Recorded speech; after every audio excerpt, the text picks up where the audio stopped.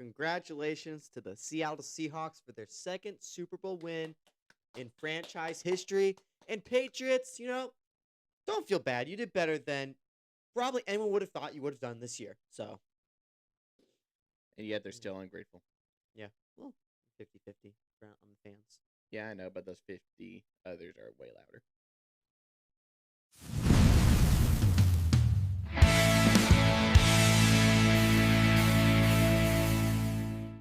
Glory be to Jesus Christ. Glory forever. Welcome to Dynamite Duo Sports, the podcast where we break down the NFL's top storylines with the facts, including the fact that once again, the team that I switched to last minute to win the Super Bowl got blown out. Last time that happened was Broncos Seahawks, in case you were wondering. I'm Giuseppe. I'm Antonios. And today we're going to recap Super Bowl 60, where the Seattle Seahawks defeated the New England Patriots 29-13, right? 29-13? 29-13? Yeah.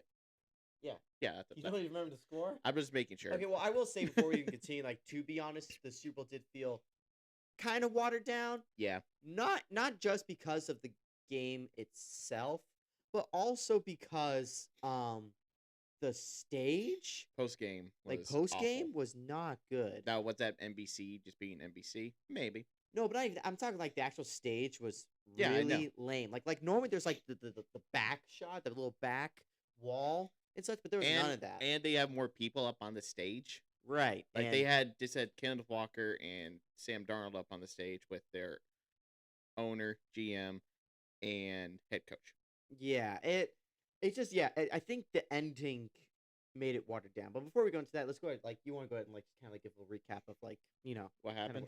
What happened in your eyes? Yeah. So started the game off with pretty good national anthem, I'll say, even though it's very auto-tuned. I liked it. It's down very nice, so I will say that. Good job. I like the auto-tune. The auto-tune was acceptable with that. But to be fair, I've heard like Charlie, Puth, if that's how you say his last name, like without auto-tune, it sounds just very similar. It really does. Okay. Anyway, so yeah, kickoff happened, and let's just say what happened in this game. The main story of this game was Kenneth Walker dominated the Patriots defense for their side. The story for the Seahawks offense was Kenneth Walker dominated the Patriots front defense. Yep. And Sam Darnold played clean. Even though there were like two balls that definitely should have been intercepted. Two balls should have been intercepted. The one catch by Cooper Kupp, at the end of the day wouldn't have mattered. But I feel like with Sam Darnold, though, for the most part, after those first kind of iffy throws he made, for the most part, he realized that he just needs to just throw it away or just not try to do anything crazy, because Kenneth Walker was getting the job done. Patriots offense didn't move till the fourth quarter. And in the fourth quarter, when I was watching the game, that one drive for the Patriots got the touchdown, I was like, where was that the whole game? Yeah. Where was that? Because if they play like that, they probably been closer. The story for the Patriots side, though, was the fact that the offensive line was getting destroyed. Massacred. And honestly, Seattle's secondary was probably doing a really good job when they were in man coverage. And I do want to say, kind of like Drake May officially passed Joe Burrow for the most sacked quarterback in postseason history, which tells you plenty about what was the key issue. The Seahawks tied the sack record in the Super Bowl too. Yep, for most sacks in a game in the Super Bowl. So, but it's like at the end of the day, it kind of lets you realize, like, Patriots, you will need to build your offensive line next year. Will Campbell needs to go on the inside because his arms aren't long enough to block on the outside. But aren't both of their rookies both on the left side? Yeah, I know. That's kind of that was not smart. That was pretty dumb. That was pretty dumb. You should never have two rookies on the same side, especially when you have a right-armed quarterback, as his back is to the left. Yeah, so it's like Drake May couldn't get anything done in the game. There were a couple passes where, like, because he chose to stay in the pockets, like he couldn't really get his arm out to throw it. So he did have like some bad passes that could have been caught, but were like behind and such. But at the end of the day, it's like you'll see how good a quarterback can be when he has a really bad O-line. The only quarterback I've ever seen with really bad offensive line that can play well at that is Andrew Luck and Joe Burrow. I've never seen really any other quarterback that can play at a high level with a bad offensive line than those two.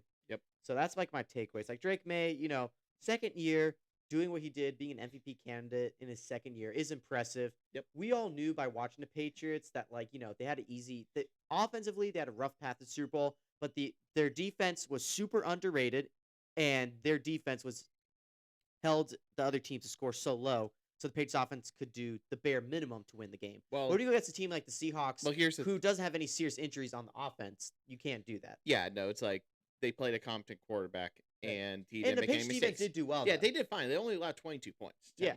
So Technically 22 points because there's the interception, and only one touchdown. It wasn't 3 touchdowns. It was 1 touchdown. Yep. With on like a little play action pass, Yep. which again nobody does. Like Peyton Manning said, play action passes are key to new defensive strategies. So that's what they need to do.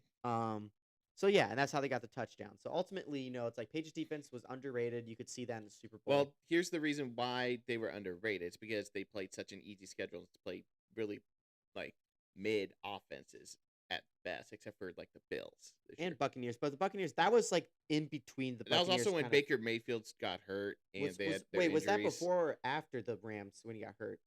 I forget. I think it was before the Rams game. Yeah, so I don't think he was injured at that point, or he got injured at the end of that game or something. Okay. Yeah, Well, they so- the Buccaneers weren't healthy. yeah. So I mean, at the end of the day, though, both of these teams did more than anybody thought they would this year. Way more. Way more. And I just so want to say, as one of the few people that thought Seattle couldn't even make the playoffs. well, I mean, like I shout out Tom Grossi. He was one that called it out. Seppi called it out. Mm-hmm. So yeah, I think the big thing about Seahawks why people didn't have them high was because they didn't know what Sam Darnold would do. Like when you look at Sam Darnold in the playoffs, 0 turnovers. That's how you win a championship. You don't turn the ball over as the quarterback. Right. In the regular season, he had like And, 20. to be fair, Drake May was doing that. It's just that they weren't moving the ball at all because they couldn't run the ball on Seattle's defense at all, really. Because number one, They weren't using Henderson right. yes, Rondre Stevenson is a good running back. He's more of I mean, a bruising running back, but he doesn't no. have speed. Stevenson's good to run in the center. We need a few yards.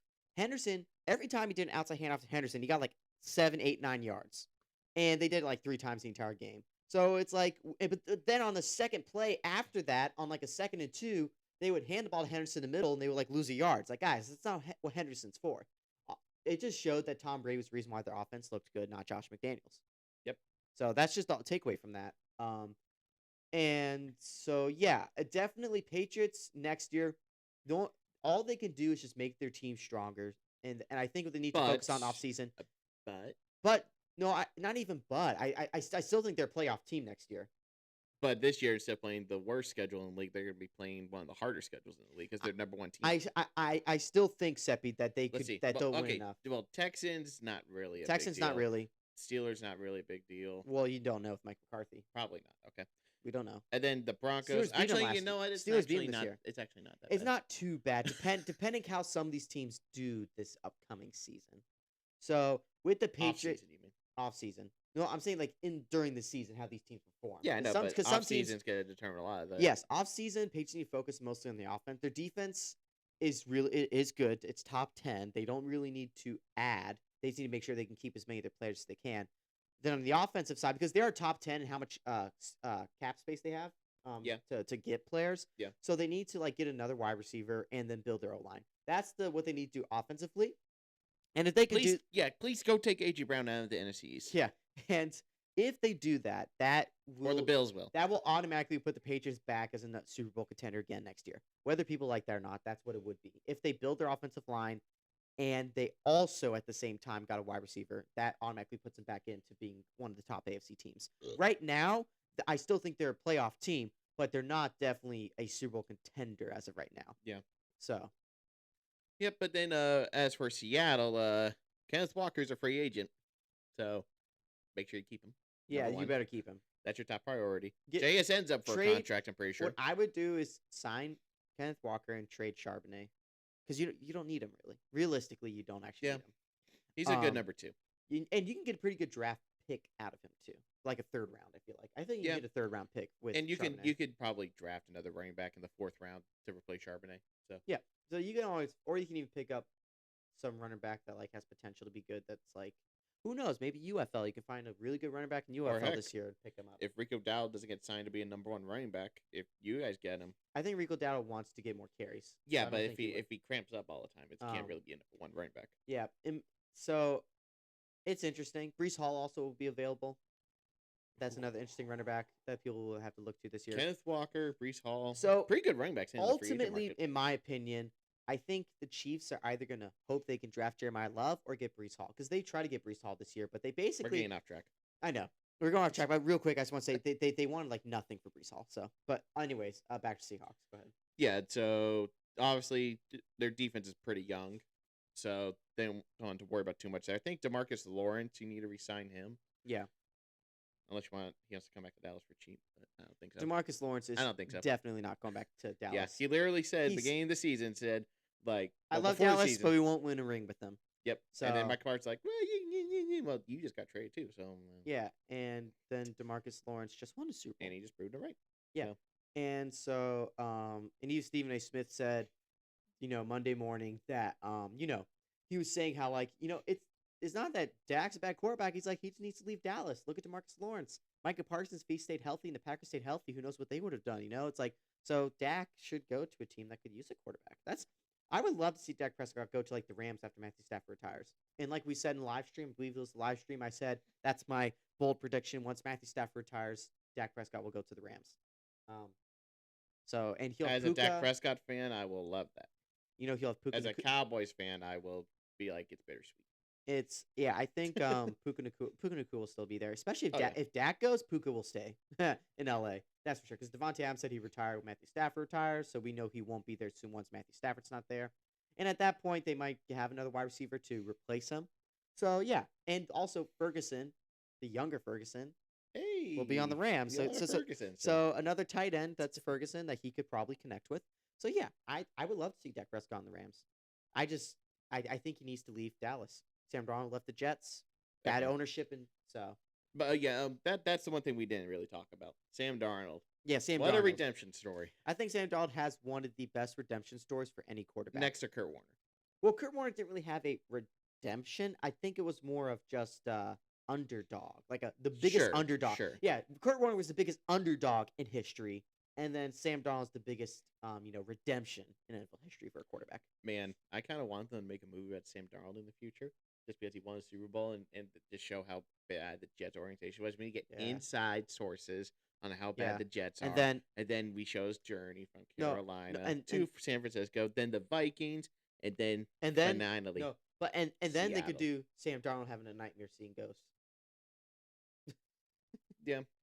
Hollywood will probably make that a little weird. So. Yeah, but at the end of the day, I am super happy for Sam Darnold. Sam Darnold is a quarterback who, coming out of the draft, he and Baker were the two biggest draft prospects for quarterbacks. And again, it's just been proven time and time again that whatever you do on the Jets does not show who you really are, what you can really do. Right. So at the end of the day, I'm super happy for this. I've never hated the Seahawks, even though growing up as a Packers fan, I should have. I didn't. I didn't like them that year they beat the Packers, but the end of the day, I'm super happy. I know they call themselves the dark sides, but realistically, I like to call them Legion of Boom 2.0. Yeah. But also like Mike McDonald, Ravens really messed up letting him go. He could have been the head coach. He is probably solidified as top 5 head coach in the league. Oh yeah, definitely top 5. If you could take a team Super Bowl in your second year, that definitely puts. And you in your there. first year, you actually had a ring record. Yeah, it's just Geno Smith as your quarterback. This year definitely showed that Geno Smith, no offense, was it's like, dang, imagine they had Sam Darnold last year. Yeah, that would have been interesting. I mean, I think Sam Darnold needed Kevin O'Connell to help him a little bit, but I think having Kyle Shanahan and Kevin O'Connell being two coaches that trained you, I think it's smart. That's why Mac Jones should go to Vikings, because then he could become a great quarterback, whether Vikings keep him or be stupid and get rid of him too. So yeah, Vikings fans are probably very upset they did not keep Sam Darnold. Yeah, they are. But look on the bright side. Maybe there's a slight chance you get Joe Burrow. That would be super smart. Because Joe Burrow, Vikings offensive line is maybe a little worse than Bengals O-line, so if they can build that a little bit. But Joe Burrow has never had a defense like the Vikings.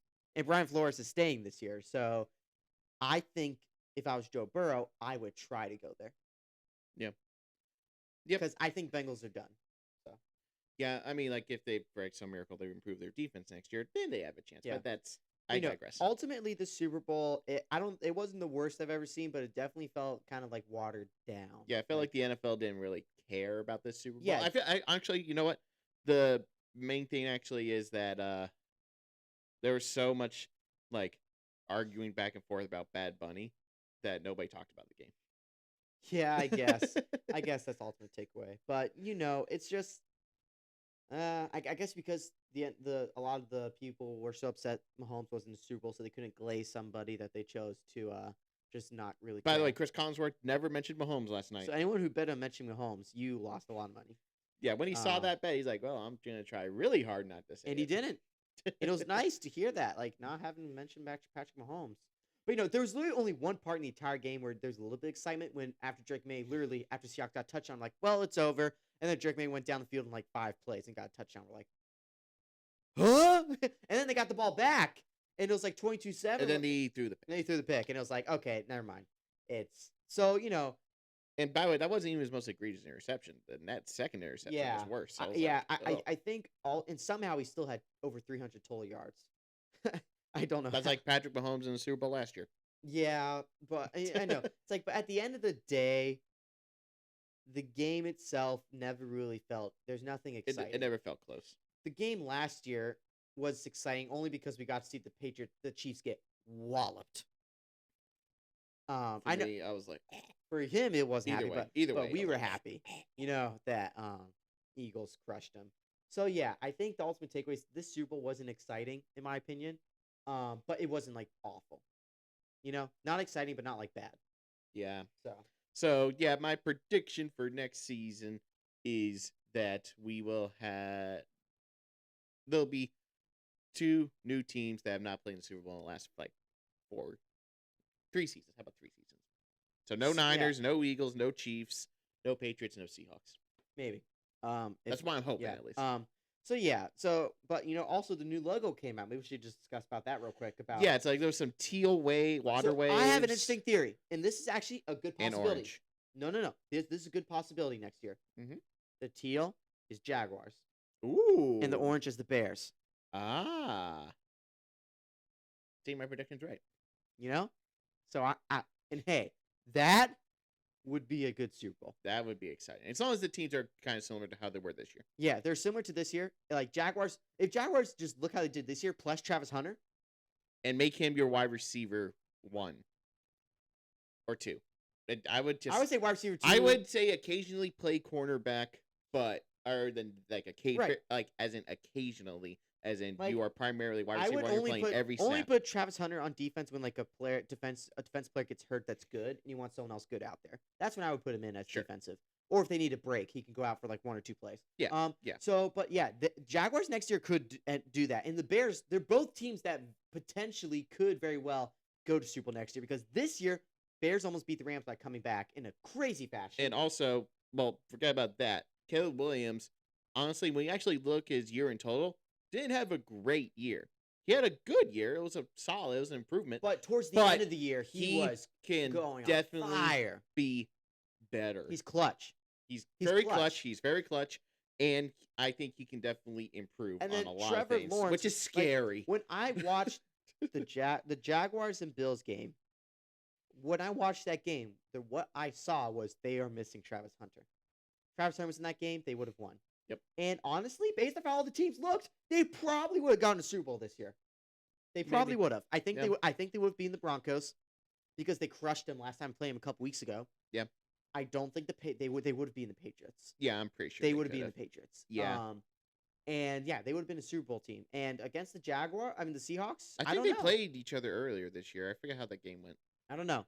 But at the end of the day, I think it would have been a more exciting Super Bowl. And so that Bears-Jaguars is very likely, and that's a Super Bowl I actually would love to see. So that's my prediction if the color scheme is true. Because I don't want Dolphins, and I don't think that's a likely. Yeah. But another thing someone pointed out, too, is it's orange and red. And some people say that could be Buccaneers because the orange-ical. But again, as long as Todd Bowles is head coach, I don't see that. I don't see it happening. I've lost all hope in the Buccaneers till Todd Bowles is gone. Yep. So, unfortunately, I love Baker. I think he's a great quarterback. Mike Evans is probably leaving, too. He'll probably leave. He's a free agent. Yeah. So, yeah, sucks, but it is what it is. And I think Baker knows, too, that Todd Bowles has to go. Yep. All right, so now for a little final segment in this video, we're actually going to talk about the Super Bowl commercials. Now, I've seen a lot of people online talking, saying how the commercials suck this year, and none of them were, like, super memorable, but there were a lot of, like, fun ones and hilarious ones. They just weren't like as memorable as like the last Patriots Seahawks Super Bowl. So I'm gonna let you go first. If you want to name just one or a couple, because I do actually have a decent list. I didn't realize there are this many good commercials. So Okay, you go so one commercial I really liked was the Chris Hemsworth Alexa commercial because Funny. I think Chris Hemsworth's really funny. Like I love the beginning part the most though when he's like, "No, whoa, whoa, whoa, what are you doing? That's AI. It's like it's gonna try to kill us. Sleep." It's like she's like, "No, you're crazy. Like how did that happen?" I'm like, "Oh, you're many ways." There are many ways. Garage door. The garage door. Getting drowned. No. The garage door, and then you get says to his wife, "You're a widow." Your widow. Yeah, So, it was really funny. He made it super hilarious. So that's my personal favorite. And then I also did like the Duncan commercial. The Duncan one was pretty funny, but the only reason why it wasn't as funny to me is because most of those shows they were talking about, I've never actually watched. Well, no, I don't care about the shows. Oh, I know, but It's the, just- it's just the like- Tom Brady thing yeah. at the end, yeah, that was pretty. It's funny. like, yeah, Ben Affleck would let Tom Brady take his girlfriend out, I guess. So Yeah. So all right. So those are the only ones you're gonna name. and then I will say for Disclosure Day, the movie Steven Spielberg's new movie, that ad was Commercial or trailer. that trailer was very Yes. good. So yeah. So I'll just go right off from that. Disclosure Day is like one of them I had on here, and the only reason why is because I was already excited for this movie, or like intrigued by it. I to be fair, that was my first time watching a trailer for the Right. movie, and for me before I was like, it's just another alien invasion movie. But I'm like, oh, this one actually looks. It looks like what interesting. Secret Invasion from Marvel should have been. And so John Williams doing the music, so that sold me too. Another commercial, it's like an honorable mention kind of commercial, is Bueno, the candy bar. That was kind of like funny with like the aliens be like Bueno's the only thing to keeping us from destroying Earth. Pretty funny. Yeah. Then I have 10. I actually found like 10 commercials I like. So it's Tony's top 10. Yeah, it's my top 10 commercials. Number 10 was the Bosch commercial with Guy Fieri, where it shows like the lame version, the cool version. It was kind of funny, 'cause anything with Guy Fieri is always gonna be entertaining. Yeah. Number 9, I had the State Farm commercial. It was just pretty funny. There was a couple like I feel weird, like they could have done more. they could have done more. But it was a little weird too at some points. Number 8 was the Telemundo commercial with Owen Wilson, where he's trying to learn how to speak Spanish, and he calls Sophia. I don't even know how to say her last name. Figueres. Figueres. And then when he finally commentates, he just says it so fluently. It just made me laugh my head off. Number 7, I had the T-Mobile Backstreet Boys because we're all of us brothers. We always set like karaoke parties, always sing that together, and people always love it. So, I love how Machine Gun Kelly. yeah, showed Machine up Gun at Kelly. the Then end. she's like, I thought it was Backstreet Boys, and he goes, I want it that way, and he just like ends it like that. So it was funny. Number 6 was the Bud Light commercial. That was funny, It literally just made me think guys being guys kind of Yeah. commercial. So Yeah. I enjoyed it a lot. Number 5 was the Chris Hemsworth one. I didn't find it as funny as he did, but that's because he said there's a longer version. And so but of course it was still funny though how like AI could get us like it could get us like the garage door. I could drown in the pool. It could blow up the fireplace. But then at the end, Alexa's like, I can schedule like a massage thing for you. He's like, oh, you can do that. Like I do like a good cinnamon scrub. he just completely changed his perspective on it. Next at number 4 is the Michelob Ultra with Kurt Russell and Louis Pullman. I thought it was really funny how like the guy who played the coach in Miracle, Kurt Russell, takes him and teaches him how to ski, and everyone gets impressed by what he's doing. I thought it was pretty funny. And then number 3, I had the Mayo commercial where it did the Sweet Caroline with the mayonnaise. Wasn't funny, but it was just super fun because I love Meal the song. Diamond. Meal, MEAL. yes, Meal Diamond. So that was fun. Number 2 was the Uber commercial with Ben Stiller. Bradley Cooper, Matthew McConaughey. Oh, wrong one. My bad. Wrong one. Instacart, Dude. Uber Eats, Uber, Instacart. Yeah. So They're both green. I thought it was funny, and I love how like when at the Hall of Fame, he's like, yeah, do you see the Hall of Fame, or like what is that? He's like, yeah, it's Hall of Fame. So like, you know what it looks like? An orange juicer, and he's just like, you stupid. He's like, ah. And then at the end, where At the it's end, like, the let's squash. squash this right now. Squash is is food. Yes. It's really funny. That was the commercial that I was most looking forward to. Yeah. Going into the Super Bowl commercials, I didn't watch. They released a lot of them before Super Bowl started. I didn't watch any of them because I wanted to be surprised. And number 1 was the Instacart with Ben Stiller and Benson Boone. I did not. I've heard it was one of his songs for, so I actually had to Google his name for who he was. I know a lot of people probably be surprised I said that. But Ben still, like not being able to do all the tricks, so he decides to do some crazy flip from top and crash and then fall over. That was the only commercial where I think everyone was laughing really hard at. Because he just stands there and he goes like, "Watch this!" Like, "Don't do it!" He's like, "What?" And then bang. Just Yeah, no, Ben Stiller's one of those underappreciated actors. well, actually, a From lot of people before. do like him. Yeah, I know, but Like it's a nobody comedian, really talks it's a about him. comedian Though. that nobody thinks about, but when he's mentioned, people are like, "Oh yeah, he's great." So yeah, I love him. His Night Museum super underrated.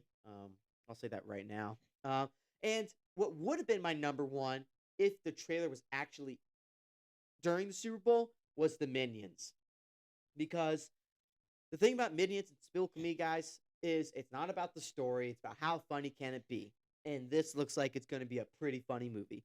So I am actually excited for it. I don't care how old I am. It looks hilarious, and I will be watching it probably opening night. So, yes, I love the Minions. So, yeah, those were the commercials that I thought were great. So, yeah, the commercials, nothing super memorable, but a lot of them were entertaining, is what I'll say. Then there were some really weird ones, which we will not go into, like the jeans commercial. That was Yeah, weird. Levi's, come on. The audacity to put Woody in that commercial. Yeah, I know. It's like, and was that supposed to be the Toy Story trailer we're supposed to get? Oh, yeah, and the Mandalorian Grogu. Eh. Come on. Yes, I understand. Hey, we're going to Hoth. We have the whatever I forget what they're called, and I know a lot of people might get upset. Don't know the name. Hold on. Never mind. No, yeah, I I just don't know remember that what they're called. I just know that all I we know is that thought they smelled bad on the outside. all I know is that they're going to be in Hoth, which is exciting. But they should have done something like at the end of the trailer, purple lightsaber, because there's always been the rumor that Mace Windu's still alive. But we don't know if he's in it, so. Or green lightsaber, Luke Skywalker's coming back. Like, do something that'll make people actually want to go see it. Yeah, you need to have a cool Jedi moment in a Star Wars movie in order for you to actually make money off make it. money. So yeah, but that's our ultimate takeaways from the Super Bowl game itself, the next Super Bowl logo, and the commercials. And hopefully next year we'll have a great start off like this season did. Yep. And yeah, that's a wrap. The 2025-2026 NFL season, guys.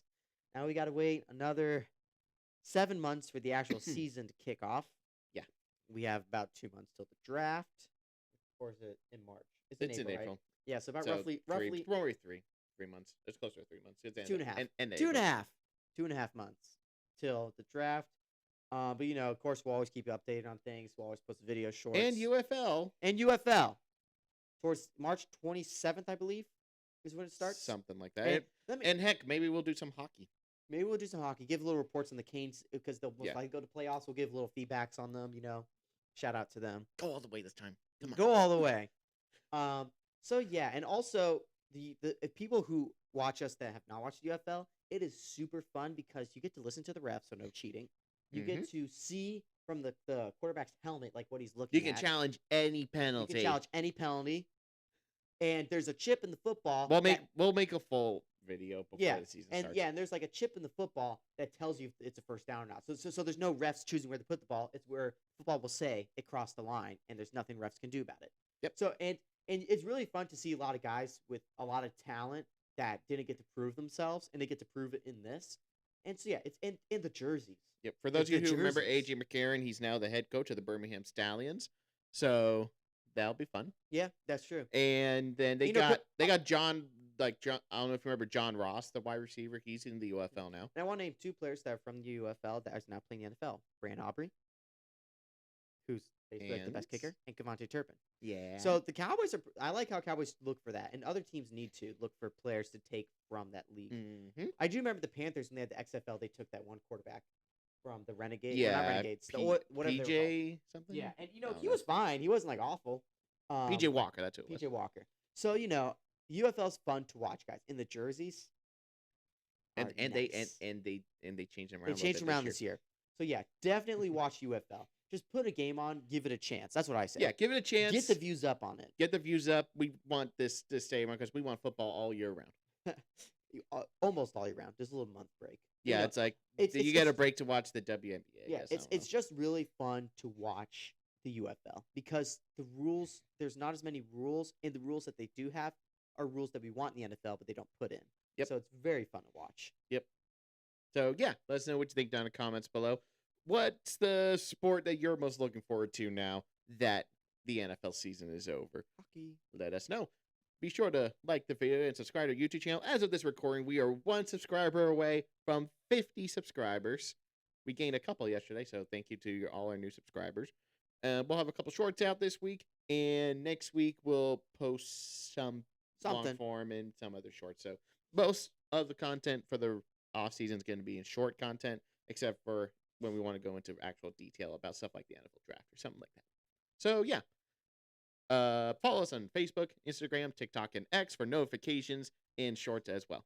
Thank you so much for watching. I am Giuseppe. I'm Antonius. And this has been Dynamite Duo Sports. The end of 2025-2026 season. Yep. See ya. Okay. Not bad. See ya. That was... No, it went across the front of the camera. Yeah, that's true. It looks funky from our view, but from your view, it'll look nice. Yep.